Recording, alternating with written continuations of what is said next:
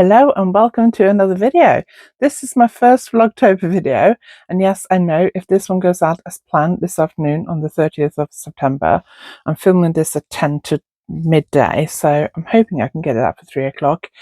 But it will be the first Vlogtober video, and yes, I know it's not October yet, but I wanted to do a little mini vlog about Yarndale, so I thought I would share that as my first Vlogtober video today.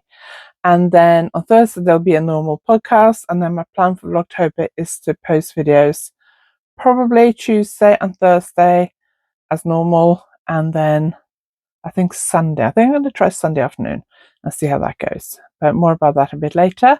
Today, I'm mainly going to talk about Yarndale, share a bit from Yarndale, a bit from the setup, a bit from a walk around the show on Sunday morning. I share some of the other things we did on our trip to Yorkshire. So I hope you enjoyed today's video.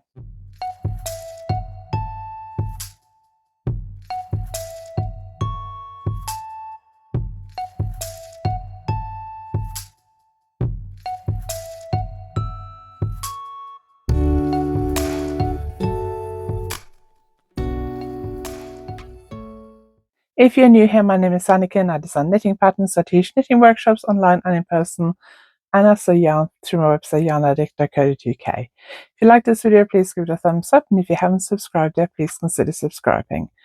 At the moment, my online website is shut because, as you can see, all my shelves are empty. I haven't started unpacking yet for Yarndale. We came back yesterday evening about 7 o'clock. We stopped on the way home and had a walk around place in Worcestershire, which I'll talk about a bit later on. So we stopped on the way home, had a lovely pub lunch and a walk around this English heritage place. More about that a bit later on. So we got home quite late, 7 o'clock, and Simon unloaded the car and dumped it all in the lounge. The stuff that was going in the garage, he put in the garage, and the rest of the stuff is in the lounge in a pile. So my job today was supposed to be to unpack it all or start unpacking it all, but so far I've done none of that because last week my printer that I've had for almost exactly 4 years, it wasn't particularly expensive, just stopped working last week while I was printing the last few bits for Yarndale. So I went and got a new printer, and I chose one that was similar price but different brand, and I was really disappointed in the print quality. It was really appalling, worse than my old printer. So I didn't have time to sort that out because we were literally going away the next day. So I just left it, and then when we went up to Yorkshire for Yarndale, we were actually staying with some friends. We went up on Wednesday and we stayed with some friends who actually lived just across the border in Lancashire. We were right on the Lancashire, North Yorkshire, Cumbria border. And we stayed with some friends and had a lovely time with them. And they had just, I think, earlier this year or something, bought a new Epson printer, which was a lot more expensive than mine. And they got it out and showed it to me and demonstrated it. And so I could see the print quality and stuff. And it was so much better than mine. So this morning, the first thing I did was pack up the printer I bought last week. And then I'd done some research while we were away on the printer I wanted. The one my friends had wasn't suitable because it didn't do automatic double-sided, and I really need that because I print so much stuff double-sided for my workshops and when I print patterns and stuff, so I have to have a double-sided printer. So I found one at Argos, which is where I bought my printer from last week. So this morning I packed up my old printer, or the one I bought last week, and I purchased the new one from Argos so I could collect it. And then I got in the car and drove there from when they opened at 9 a.m. and they were very good. They were happy to take back the printer even though I'd used it. I printed one day. I print all the stuff I needed for my workshops. So like I'd use probably like a quarter of the magenta ink tank and probably about 10% of the others. But I told them I wasn't happy with the print quality and that I had decided to get this more expensive one from them. So they were happy with that. They took it back, no problems. And then I picked up my new one. So I came home, set that up, which probably took me about 45 minutes to set it all up. which I managed to do on my own, which I'm quite pleased with because I'm not the most technical person. So that's sitting here next to me now, and I've done some printing just to check it out, and it seems to be fine. Next thing I need to work out is how to photocopy something on there, because I tried doing that and that did not work, so I need to work that out. So I haven't actually done the Yarndale unpacking this stuff. I thought I'd film this quickly and then I'll start unpacking. I'm not going to share the unpacking, I don't think. I vlogged the preparation for Yarndale, not last week, the week before.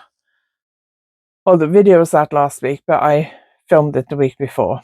And I spoke to several of you at Yarndale who said you'd watched that and found it really interesting.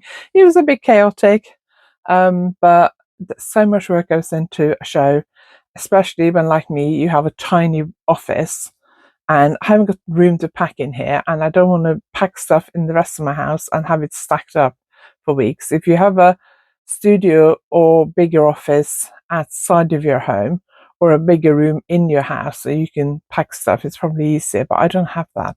Plus I was a bit late ordering everything anyway, so, but that's pretty normal for me, really.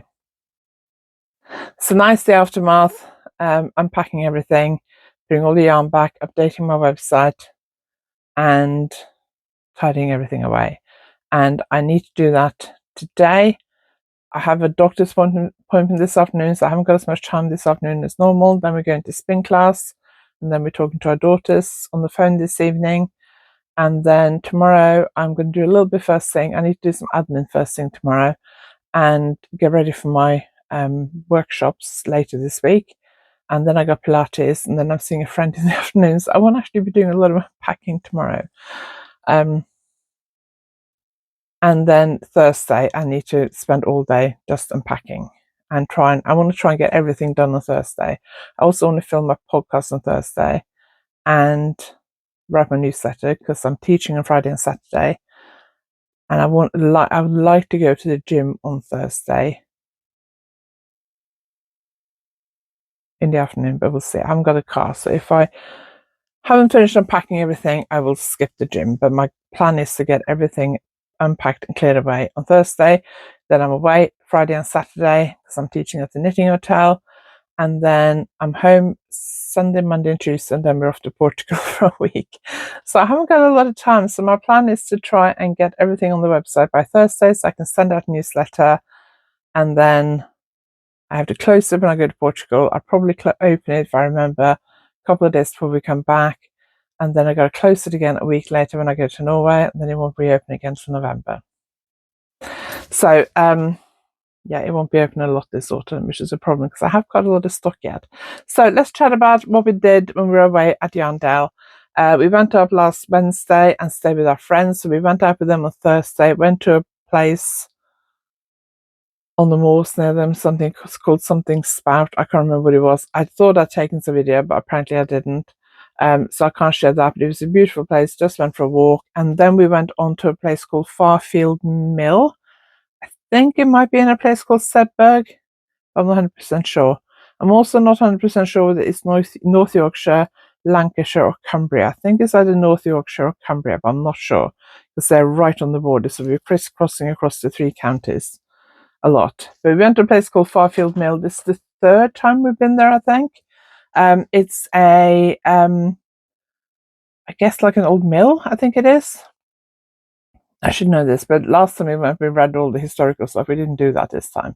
On the top floor, they have several looms, and they also have several studios there where people are working on various textile things, and they have a gallery shop, which is beautiful. And we went straight up to the top floor because they have all the looms and stuff there.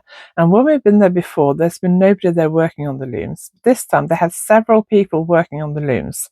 So we were able to chat to them and see what they were doing, which was really interesting. And then there was a studio there with 2 ladies sharing a studio. And I went in there with my husband, I had a look around, and I saw this really beautiful notebook. And I was like, oh, that's really pretty. And Simon said, well, why don't you get it? So I did. And so let me talk about this. So this is beautiful notebook cover. It comes with a notebook inside it, but you can take that out and switch it out. So when you finish the notebook, you can put a new one in. I'm assuming it's like an A6 size, but it's got a lined notebook in it, but you can take that out and put another one in. Beautifully woven. and I love purple and blue, so that's beautiful.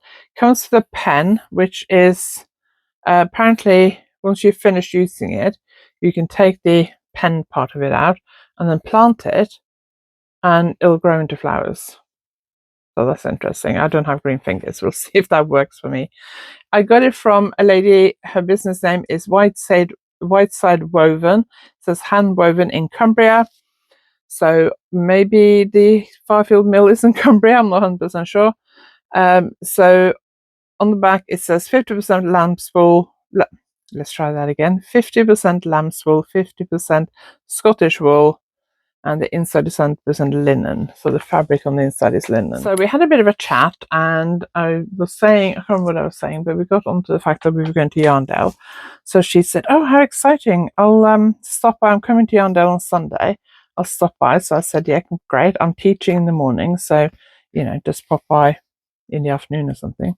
Anyway, when she came to Yarndale, she said, "Do you remember me?" And I was like, "Yes." And I couldn't place her immediately. So if you're watching, I'm really sorry. It's a bit embarrassing. So I said Yarndale last year, and she said no, Farfield. I went, "Oh yes, of course it is. It's like 3 days ago. How could I not remember?" But the thing is, that shows you see so many people. So it's so difficult. So we had a chat at Yarndale because it was quiet when she came by, and she got some yarn from me. I got this one from her. And she was really lovely. So if you're watching, thank you very much. I really appreciate it.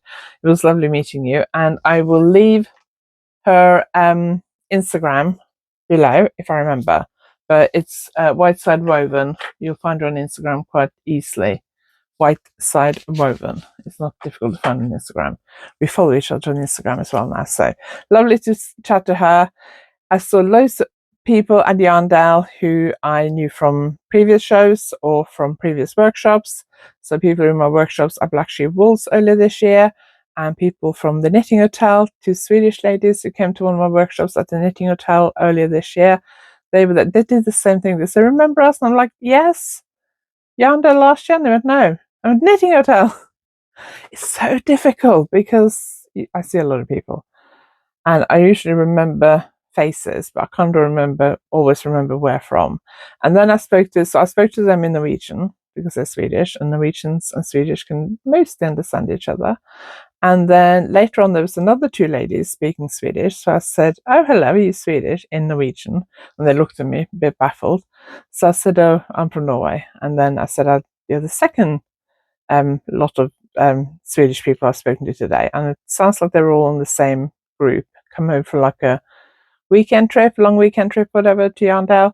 And then I spoke to a Norwegian lady who I have seen several times at Yarndale. So it was lovely chatting to her. I don't know if she's watching. Spoke to loads of other people. Loads of people came up and said they enjoyed my YouTube channel. So that was really lovely. And there was a young woman teenager who said that she really enjoyed my YouTube channel. Her mum told me that she watches my YouTube channel. So if you're watching, thank you very much. I really appreciate it. It was really lovely to meet you. Hope you enjoy your yarn. And so yeah, all of you who came by and had a chat and mentioned you watched my YouTube channel and bought some stuff from us, thank you very much. I really, really appreciate it. That's the main thing about shows I really enjoy, is meeting so many people. It can be a bit overwhelming at times because I know there are people I know from previous things and I can't always place them and remember their names and things, but it is really nice to meet you all, and that's the best part of doing shows, really. So that was really enjoyable. So if you supported us, if you came by and said hello, if you came to my workshop on the Sunday morning, thank you very much. I really appreciate it. So Friday afternoon we went to set up, and I have a little bit of a video clip which I'll show you now. Yarndale is in the cattle market, so when you get there, there is basically just an empty cattle stall. We have a double stall, so all you have is the bars around it. The floor is quite uneven and slopes quite a bit. And we had 4 tables, so when you get there, it feels really overwhelming to try and think, how do we set this up? We've had the same setup in terms of where our tables are for several years now, because I need 4 tables, and that's the only way I can fit 4 tables in. But then it's what to put on each table. So all my yarn is just packed together in bags. It's not sorted that particularly well. So the first thing I did was unpack all the yarn and sort it into piles and try and work out what I wanted on each table and put the yarns on those tables.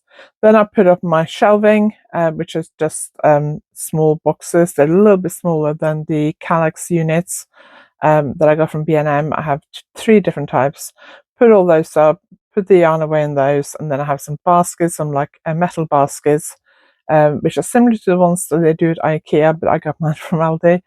And put the yarn in those, and then once all the yarn is up, then it's putting up all the patterns and putting up like notions and other bits and pieces around it.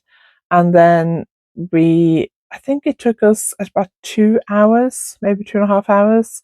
So we were there exactly 2 o'clock when setup started. And I think most exhibitors were waiting at the back end to get in, and they were not allowed in until 2 o'clock. We came in the front end, and we actually came in about 2 minutes to 2. So when we walked in, I was like, there's nobody here, we're the first ones here. And then when it turned, because I think we got our stall at 2 minutes to 2. Because we went to work out where the stall was first, just to check it was the same location as last year. Then Simon went out to get all the stuff in from the car, and I went and registered. And suddenly at 2 o'clock, people started flooding in from the back, and I was like, oh, I think we snuck in early. So hopefully I won't get in trouble for that. But so we started setting up, took probably 2.5 hours. We didn't do all the samples. We got there about 8 o'clock. 8 o'clock, yeah, I think about 8 o'clock on Saturday morning, and then put up all the samples. So we were ready in plenty of time to start, and I put up price labels and all that kind of stuff. Did the last little bit of preparation. Saturday was, both mornings to me were fairly quiet. And I think that was just because of our location and how many people they actually allow in the morning, because they have time tickets, at least in the morning. I don't know if it's all day, but definitely in the morning. They restrict how many people come in. So we were really quiet for the first couple of hours. And by midday, I was getting really worried. But after midday, I got really busy. I was told by visitors that other parts of the auction mart were busier first thing, but I think because where we were in relation to where the entrance were, we were a bit further away. So they probably all started around the edges, and took a while to get into the middle for us. I would say the first day was about the same as last year in terms of sales. It was a little bit under, but not a lot. And then Sunday morning, we got there early again and had a walk around. And I've done a bit of filming from that, so I'll show you that now. So we had a walk around. I can't show you everything because a lot of stalls were, because we had a walk around quite early, I think about 9 o'clock, might even be about 8:30. Most stall holders weren't there yet. And a lot of people cover up their stalls, which is what we normally do. We normally cover it up with sheets, mainly to protect it if there are any birds flying around, because it's such a big venue and the walls aren't solid in places, so birds can get in quite easily. So normally I cover everything with sheets just to protect all my stock, and I couldn't do that because I couldn't find my sheets. I have a bag of sheets, and I don't know where they've gone. I think Simon's used them for decorating. But also, I'm sure I had them last year, and he's not done any decorating, I don't think, since last year. So I have no idea where they've gone. I couldn't find them, and I thought, I don't care, we just got to go. So we didn't do that. But a lot of people cover up their stuff with either plastic bags or with sheets. So I've shown you the stalls that I could see. We didn't walk around the whole auction mart, but we walked around most of it because it's so big. And I was teaching in the morning, so I wanted to be back on the stall just to make sure my stall looked okay, and I was all ready and I knew where I was going to teach and all that kind of stuff. So Sunday morning, I paired off to teach for 2 hours. I taught intarsia knitting, which was really good. Really enjoyed that. I had 10 people booked, but only 8 people showed up. And they were a lovely group of women. All did really well on their intarsia knitting. They all managed to do the technique. 2 people managed to finish what we were going to do, which I wasn't expecting. So that was really good. Really pleased with that and really enjoyed it. And the feedback was great. And then when I got back on the stall, it started getting busier. Sunday was quieter than last year. And I must admit, there are 2 ways to measure the success of a show. And the first one is being able to chat to people and meeting people. And from that point of view, the show was fantastic. But also, the second part of measuring the success of a show is sales. We have a double stall, which costs more money, and I don't want to go down to a single stall.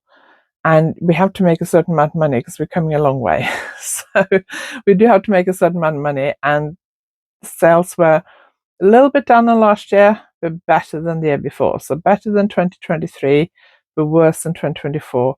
And that's worrying me a little bit because Unravel this year was about the same as last time I did Unravel in 2019. Whereas Yarndale is well below, probably about a third less. Yeah, probably about a third less than what I did in 2019. And nearly half of what I did in 2018, which was my best Yarndale ever. So that's a bit worrying. It's the fact that it seems to be we seem to be well below what we were pre-COVID, whereas Unravel this year was the first time I'd done it since 2019, and it was almost exactly the same as 2019, and it was considerably more than Yarndale. I know it's a 3-day show, and it's closer to London, so you get a lot of people coming out for the day from London and from other parts of the southeast. I don't know how much that has to say, but it's a bit worrying that it's that much less. So that's the only 2 shows I'm doing this year. I have to make a decision yet about next year's show, but shows are a lot of work, and if sales aren't enough, then we have to consider whether we can really do them. Also, there is a chance we may be moving next year. We have decided that we're going to try and get the house on the market next year, but it probably won't be till like the second half of next year. So depending on where we are in that kind of cycle, how long it takes to get the house ready for moving, because there's a lot of stuff we need to do, including I need to clear out this entire room so we can redecorate it and do some work on the window in here, because that's a bit dodgy at the moment. And then I need to not put all this stuff back because it makes this room seem very crowded, very small, and it can't be like this when we're showing it. So beginning of next year, I said to Sam I can't do anything to January because I'm just got too much on. Can't take on anything else this autumn. So I promised him in January I will have a good clear out of this room. There is a chance next year that we will be in the middle of trying to sell this house, or even in the middle of moving. And if we are, then I can't cope with doing a show.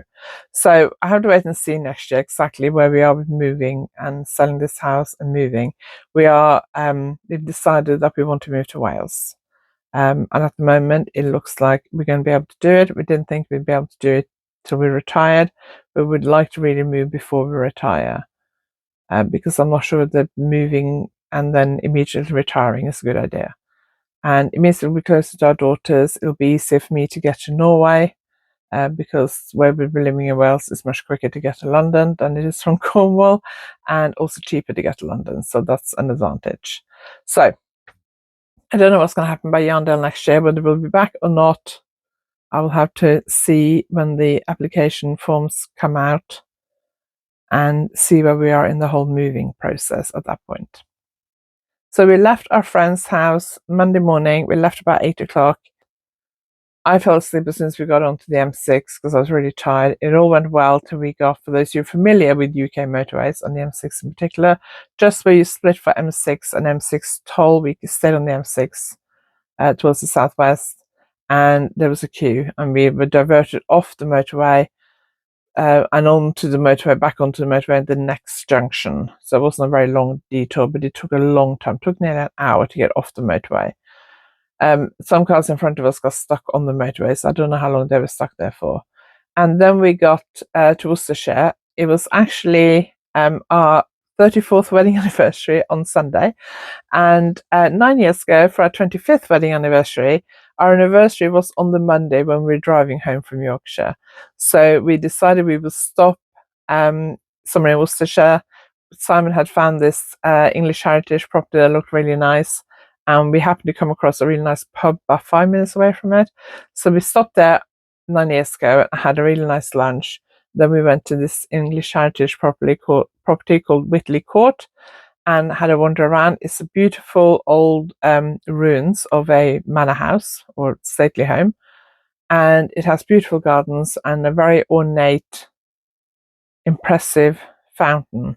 Perseus and Andromeda is the fountain. It's impressive. I'm not sure that it's attractive or hideous, but it's impressive and it's big. And every hour they set it off. So we were told it goes on for like 15 minutes. We watched it for like nearly 10 and then we left because we'd been hanging around just to watch it. So we stopped at the pub we went to 9 years ago and had a very nice lunch, very quick lunch. And then we went to Whitley Court and had a walk around there. It's quite a long walk, well, like a 10-15 minute walk from the car park. My body just feels broken after a show.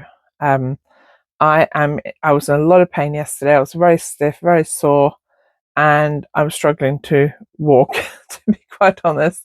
So we walked to the Whitley Court from the car park. We didn't look around the ruins of the house for that long because we'd been there before. We walked around a little bit of the garden, then we sat down and watched the fountain. We didn't walk around as much as we have done before because we've been there before twice, I think.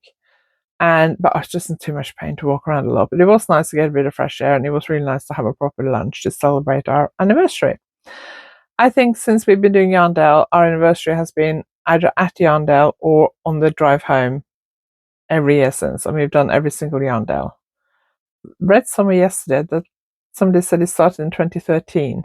I thought it was earlier than that, but I'm not sure. But yeah, so we drove home the rest of the way and got home by 7 o'clock, and I just sat watching telly for the rest of the day. I didn't do any knitting. I scrolled on my phone, didn't pick up my knitting. I did quite a bit of knitting on the drive home, but I was just too tired to do anything. Woke up in the middle of the night, ended up getting out of bed and doing some knitting, and now I'm just filming this really to procrastinate and avoid starting to unpack everything. Friday's video will be a normal podcast episode which I'll record on Thursday, and then there'll be some kind of Vlogtober vlog style video on Sunday. And then I don't know what's going to happen next week because we'll be going to Portugal. So I said last week in the podcast, do you prefer podcast episode or vlog style episodes? And some people are saying I don't know the difference, which is fine. Vlog style is kind of when I film a bit like the Yarndale preparation video I did, where I kind of film what I'm doing. I know loads of people who do vlogs will do like long pieces where they film themselves set to music with no talking, and some people said they don't like that. I must admit, because I knit a lot when I watch YouTube, I don't necessarily like that either, because that means I gotta look at the screen. Whereas if they're talking, I don't have to look at the screen the whole time. I can just look when they say something interesting or something I want to look at. Otherwise I can knit and look at my knitting. So and podcast is when I sit here and talk to you about what I've been knitting every Friday. So we'll see. There'll be a mixture this month. I don't know what I'm going to do because I'm away so much. So we'll see. Anyway, I hope you enjoyed today's video. If you liked it, please give it a thumbs up. If you haven't subscribed yet, please consider subscribing. And thank you very much for watching. I really appreciate it. And thank you if you came and said hello and supported us at Yarndale. I really appreciate that as well. Thanks for watching. I'll see you next time.